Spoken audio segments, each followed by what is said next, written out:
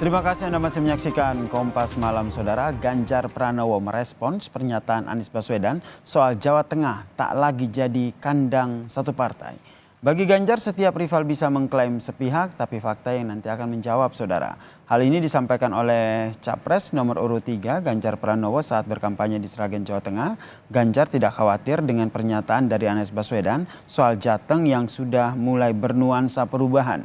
Menurut Ganjar, faktanya beberapa kali partai yang mengusung dirinya sudah membuktikan unggul di Jawa Tengah, baik secara tradisional, sosiologis, dan juga secara soliditas.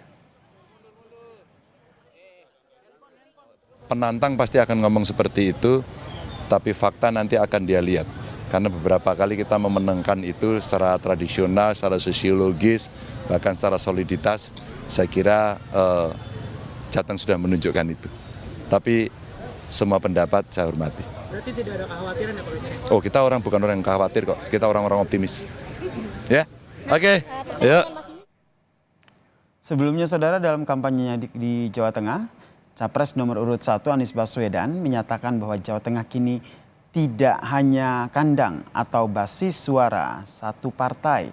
Anies mengklaim masyarakat ingin perubahan. Anies pun optimistis bisa meraih suara pemilih di Jawa Tengah dan menyebut nuansa perubahan sudah terasa di Jawa Tengah saat ia berkampanye bersama dengan cawapresnya Muhaimin Iskandar.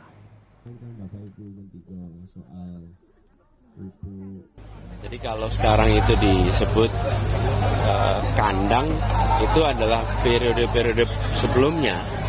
Sementara sekarang rakyat yang menginginkan perubahan itu bukan ada di 1-2 partai, ada di banyak partai. Jadi kami melihat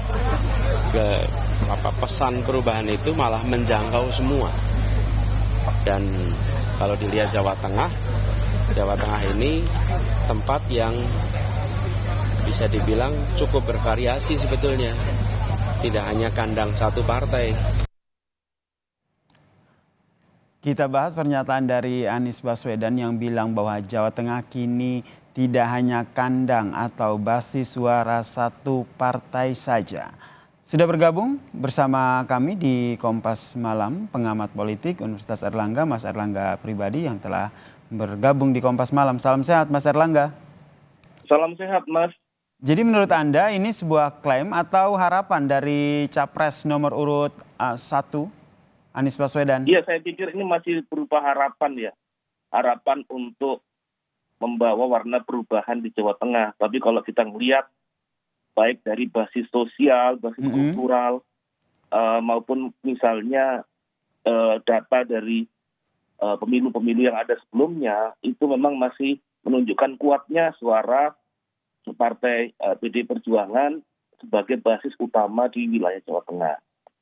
Nah, kalau kita melihat itu juga terus kelihatan apabila kita merujuk kepada beberapa survei, misalnya dukungan suara yang besar di Jawa Tengah masih memenangkan Ganjar Mahfud pada peringkat pertama. Itu wajar karena memang selain Ganjar Mahfud, Ganjar sendiri adalah incumbent 2 periode, dan Partai PDI Perjuangan sendiri merupakan partai terbesar di Jawa Tengah.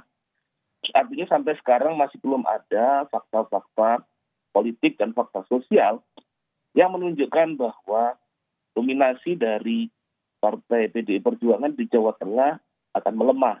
Gitu. Oke, tapi bagaimana tanggapan Anda nih terkait dengan apa yang disampaikan oleh Anies Baswedan, kemudian ia juga merujuk pada cawapresnya Muhaimin Iskandar juga diklaim bahwa memiliki basis suara yang cukup besar juga begitu di Jawa Tengah. Iya, basis suara di Jawa Tengah kalau kita merujuk PKB sendiri, posisi di Jawa Tengah tidak sebesar dari PDI Perjuangan. Oke. Gitu. Dan kita lihat juga bahwa dari warna dari partai-partai politik di PDI Jawa Tengah sendiri, nuansa dari PDI Perjuangan ini sangat kuat. Sehingga kalau kita melihat pada wilayah Provinsi Jawa Tengah, bahwa statement tentang mengarah pada perubahan itu masih berupa harapan. Tapi belum menjadi suatu fakta sosial, fakta politik yang bisa kita lihat. Masih berupa harapan ya dari capres Iya. dan cawapres nomor urut 1 gitu, Anies Baswedan dan juga Muhaimin Iya. Iskandar. Tapi kalau kita lihat sebagai kandang dari PDIP, apakah ini oke salah satu kandang, tapi kalau kita berbicara prosentasenya, apakah ini menurun atau menurut Anda akan meningkat dari yang sudah menjadi kandang satu partai di Jateng ini? Pertarungan politik yang akan muncul di Jawa Tengah itu lebih mengarah pada nomor 3 dan nomor 2. Jadi lebih Lebih ke nomor 3 dan nomor 2. Iya betul, karena kita melihat bahwa basis politik dari Pak Jokowi sendiri dan Gibran sendiri dia memegang basis yang cukup kuat di Jawa Tengah seperti di Solo, gitu, dan di tempat-tempat yang lain. Sehingga kalau kita melihat bahwa akan terjadi pertarungan yang cukup keras di Jawa Tengah antara nomor 3 dan nomor 2. Oke, jadi menurut Anda nih perebutan suara di Jawa Tengah ini justru di nomor 2 karena di situ ada Gibran Rakabuming Raka dan juga ada Joko Widodo begitu dengan Ganjar Pranowo ya? Iya, apalagi mereka kan pada dasarnya berangkat dari satu political party ya, satu political identity. Nah, saya pikir itu nanti akan jadi pertarungan yang cukup keras dalam Pilpres 2024. Baik, terakhir Mas Erlangga, untuk melihat peta politik di Jawa Tengah ini biasanya kan kalau dalam Pilpres atau pemilu patokannya itu salah satunya adalah di wilayah Jawa Tengah ini. Nah, yang nanti akan lebih mendominasi faktor apa yang berpengaruh? Gimana Mas, yang di Jawa Tengah? Iya. Ya kalau kita lihat bahwa di Jawa Tengah ini fokus tentang identitas politik, dan tentunya kemudian pada kekuatan partai itu juga akan sangat menentukan. Oke. Gitu. Selain juga kita bisa melihat pada mulai munculnya tentang bagaimana publik menghitung-hitung tentang program yang akan ditampilkan dalam konteks politik gagasan di antara para capres.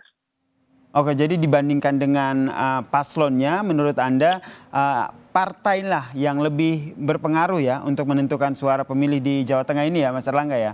Saya pikir bukan partai lah, tapi partai relatif memiliki peran yang cukup menentukan dibanding wilayah-wilayah yang lain. Bukan berarti calon tidak memiliki peran signifikan. Gitu. Baik, kita nantikan ya seperti apa nanti apakah klaim dari Anies tadi betul akan terrealisasi atau seperti kata Anda tadi ini hanya harapan dari Anies Baswedan, capres nomor urut 1. Terima kasih Mas Erlangga Pribadi, pengamat politik dari UNER telah bergabung bersama kami di Kompas Malam. Salam sehat Mas Erlangga. Salam sehat Mas.